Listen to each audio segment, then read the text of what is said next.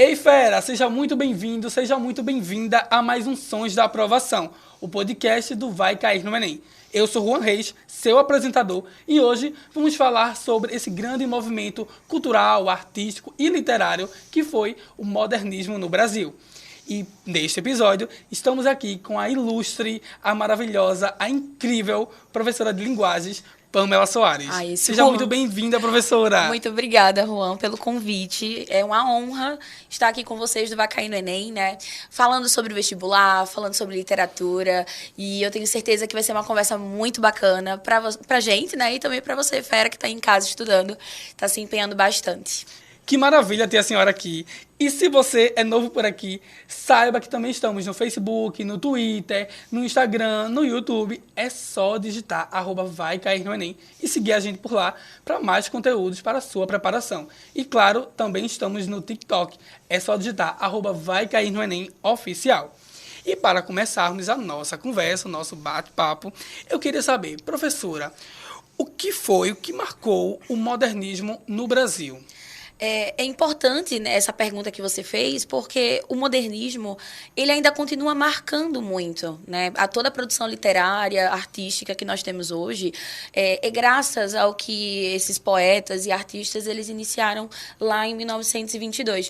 Na verdade, o modernismo no Brasil ele inicia antes, né? O modernismo em si começa antes, no final do século XIX ali na Europa, e graças às vanguardas, né, que foram o pontapé inicial desse processo de consciência artística, os poetas e artistas brasileiros, eles começaram a mudar um pouco essa perspectiva, né? Trazer uma nova consciência, uma crítica mesmo à nossa identidade, né? Trazer o que seria, de fato, o característico do brasileiro, né? Quem é essa figura e como é que a gente retrata essa figura. Então, os poetas, artistas, eles começam esse processo e até hoje a gente colhe esses frutos. A data não foi à toa, foi em 1922, foi o momento que começou a realmente engajar, né, esse projeto literário modernista. E não foi à toa essa data, a gente passou aí lá em 22, né, 1922, pelo centenário da independência. Este ano é o bicentenário e o centenário da Semana de Arte Moderna de 22. Então, assim, são datas redondas, importantes, inclusive para você, fera. Ficar atento, né, na prova de linguagens, porque possivelmente essa marca, essa data, ela é muito marcante. E, enfim, é o começo, né, de toda uma transformação que nós estamos passando até hoje. E dentro desse movimento artístico, literário e cultural, teve o famoso Grupo dos Cinco. Isso. Quem são eles? O Grupo dos Cinco são poetas, artistas, né? A gente tem a Tarsila, a gente tem a Anitta, né? Maravilhosa. E os poetas, Menotti, tem o Oswald de Andrade, o Mário de Andrade.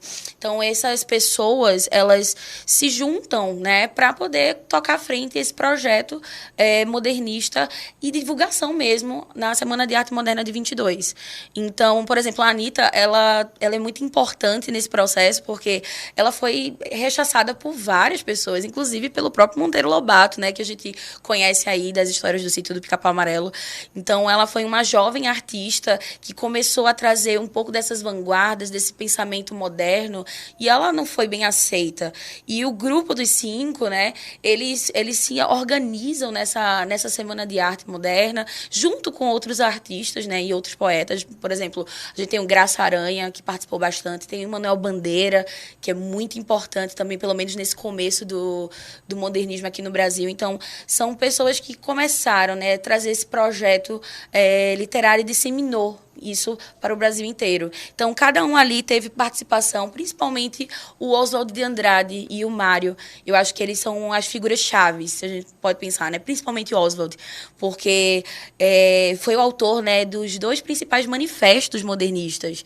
A gente tem o primeiro manifesto, Pau Brasil, que ele, junto com a sua esposa, na época, Tarsila, eles trazem essa ideia da literatura e da arte um pouco mais simples mesmo, né? Para que arcaísmos, para que coisas rebuscadas, né? A língua do povo, a língua falada, a língua que a gente usa no dia a dia. E para que eu dei-me um cigarro, me dá, tá tudo certo. Então, assim, o Oswald, ele traz essa simplicidade, ele consegue trazer essa simplicidade e aproximar mesmo a literatura da realidade brasileira, né? E aí isso foi muito bacana. E depois, né, com o Manifesto Antropofágico, que é o mais importante, assim, para o modernismo, juntamente com Tarsila, né? Então, a gente tem aí um manifesto que está empenhado, de fato, né? Que ele olha para o que é de fora, porque a crítica, na verdade, do modernismo é a seguinte: será mesmo que a gente não está valorizando a nossa cultura? Cadê as nossas raízes? Cadê o que está ali, o que nos caracteriza, né? Menotti Del Pitte, inclusive, ele traz um manifesto, né, junto com o pessoal da Escola Verde e Amarela, que é um manifesto até um pouco radical, né? Olha, vamos ignorar mesmo o que é de fora, vamos valorizar isso aqui. Mas o Oswald, ele olha para isso de uma forma um pouco mais tranquila. Ele, não, o que é de fora também é interessante. Né? O estrangeiro, as vanguardas são estrangeiras, né? Não vieram daqui do Brasil, são da Europa. Mas é a partir delas que a gente reflete sobre a nossa própria identidade. Então, por exemplo, eu sempre falo isso para os meus alunos. Futebol, todo mundo gosta, né? Tá aí a Copa do Mundo. Pois é. Então, assim, futebol é uma coisa maravilhosa. E não foi inventada por nós, brasileiros, né? O futebol é de outro lugar, mas o nosso futebol é muito diferente do futebol deles. E isso é uma coisa que foi o modernismo, esse pensamento, assim, não é pra gente ignorar o que é de fora, mas pegar isso e transformar em uma coisa que fosse só nossa. Então, a gente tem isso no futebol, no carnaval, né? O nosso carnaval é totalmente diferente de qualquer outro lugar.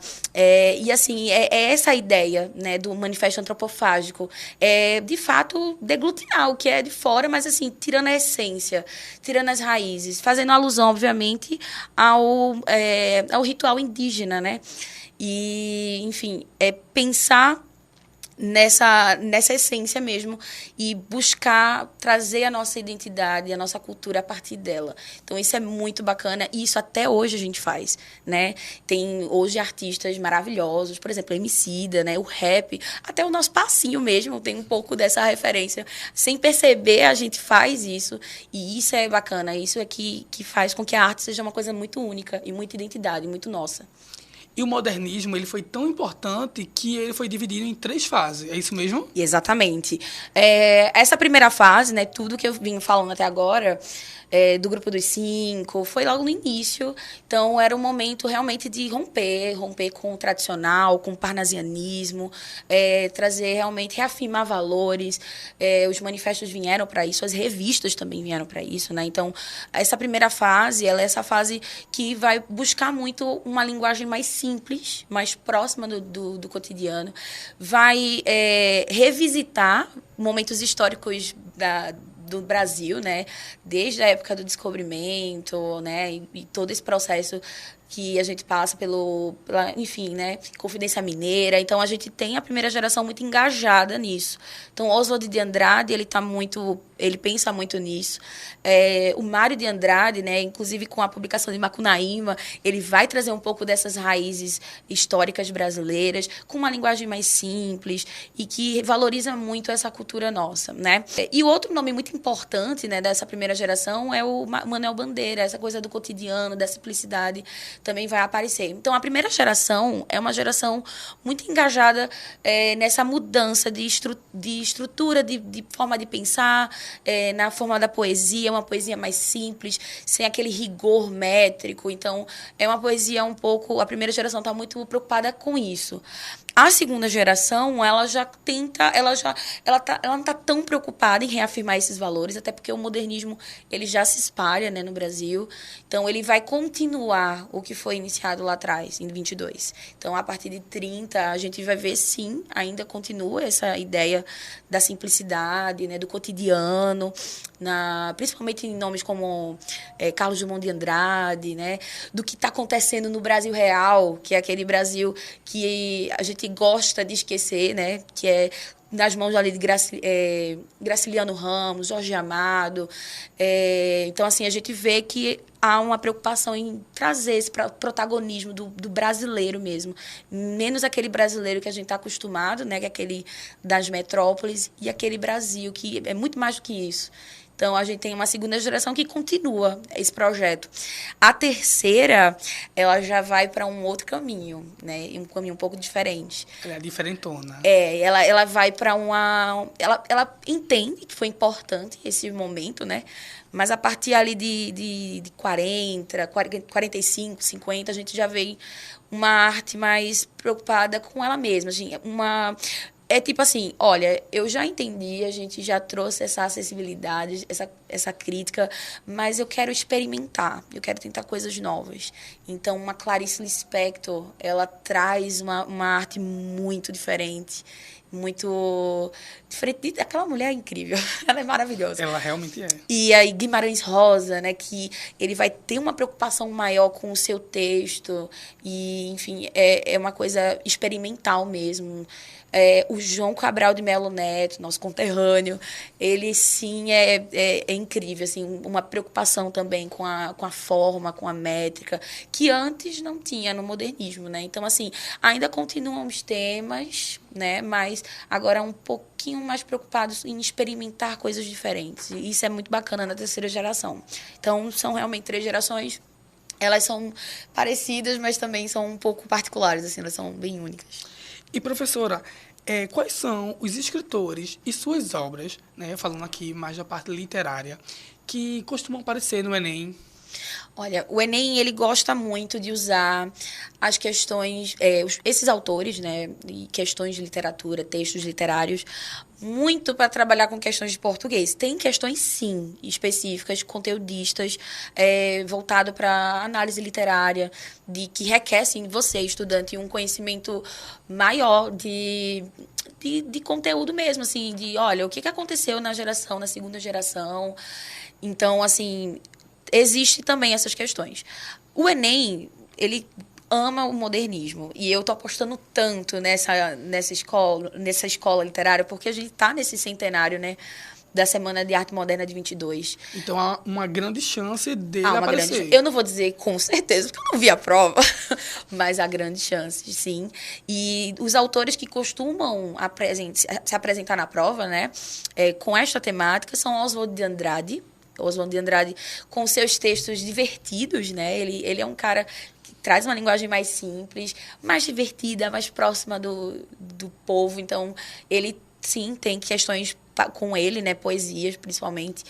Manuel Bandeira, também, nessa parte literária poética, ele também está ali por conta do cotidiano, de questões simples do dia a dia, que qualquer pessoa pode passar. Então, ele vai trazer isso com muita plenitude. Então, ele costuma cair na prova, né? Na segunda geração, Carlos Drummond de Andrade, ele é o reizinho, assim. Ele é um cara que também vai trabalhar com essa questão do cotidiano, né? De como é ser e estar neste mundo. Então, ele vai trabalhar isso também na sua poesia. Carlos Drummond de Andrade, na parte dos poetas, perdão, da prosa, eu diria um Jorge Amado, sim, mas quem realmente aparece, quem ganha protagonismo, além desses que eu citei, a gente tem o Guimarães Rosa da terceira geração, porque como ele brinca muito com a linguagem, então sempre tem alguma questão ali para português, inclusive, para trabalhar com conteúdos como funções da linguagem, né, que é um conteúdo de português, assim. O Guimarães, ele costuma, assim, aparecer bastante. Ele e Clarice Lispector, né? Então, assim, são nomes que vocês aí de casa precisam ficar bem atentos. São importantíssimos saber, pelo menos minimamente. Ou até para redação, viu? Tem autores do modernismo, por exemplo, um Graciliano Ramos, com Vidas Secas. Vidas Secas é uma leitura, assim, ímpar, para quem vai querer escrever redação, contextualizar, é importantíssimo. É um livro que serve para muita coisa, para vários temas. Capitães da Areia, de Jorge Amado também. Então, assim, é importante esses nomes que eu citei, assim, ter uma atenção um pouco maior neles. E todo esse movimento artístico, né, cultural e literário pode ser utilizado como repertório na redação, né? Exatamente. Usar a literatura na redação É uma coisa que poucas pessoas fazem. Muitos vão pro óbvio, né? Que é estatística, filósofos. Não estou dizendo que os filósofos são óbvios, tá, gente? Mas, assim, eles são importantes, sim. Mas o cara que está corrigindo o teu texto é um professor de língua portuguesa.